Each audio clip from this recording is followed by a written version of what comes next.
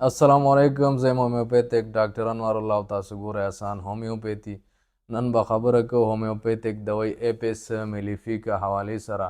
اپس میلیفیکا چې دا د مچای نه جوړه ده، د ګبینه د مچای نه جوړه ده، او د ګبینه د مچای چې کوم زهر دی، کومه لاشه ده، د هغې نه جوړه ده.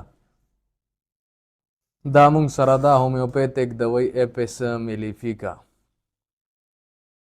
څنګه چې تاسو ته معلومه ده چې مچۍ چې څوک وچیچي په هغه ځای کې انفلیمیشن وشي، په هغه ځای کې چې کوم دی پاړسوب وشي، هغه ځای سور شي او جلن کوي، درد کوي، خارښي پکې، نو دقه شانې علاماتو کې دا دوی کار کوي.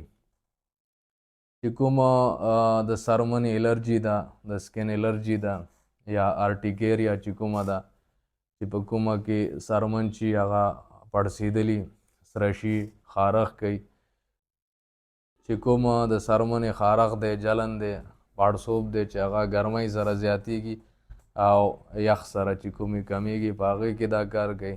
دې نه علاوه چې په بدن کې په څه ځای کې ابنارمل فلویډ ریټینشن وشي، ابنارمل چې کوم په بدن کې اوبه جمع شي، په هغې کې ډېر بهترین کار کوي.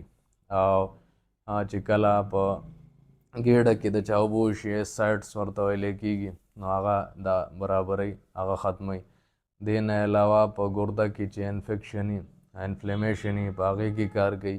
په ګرده کې که اوبه جمع شي، د اوبو تیلی جمع شي، نو په هغې کې کار کوي. دقه شانې د زنانو چې کوم اوورین سیسټ دي، د زنانو په اووریز کې چې کوم د اوبو تیلی وشي، اوبه پکې وشي، په هغې کې هم دا بهترین کار کوي.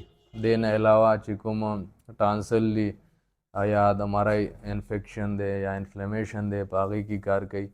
خو هغه داسې انفیکشن، داسې انفلیمیشن چې کوم کې مریض محسوسوي چې زما په دې مرۍ کې چا ستن منډله، داسې پکې احساسي چې دې مرۍ کې زما یا ستن ختې ده یا پکې چا ستن منډله، داسې احساس کې دا ډېر بهترین کار کوي.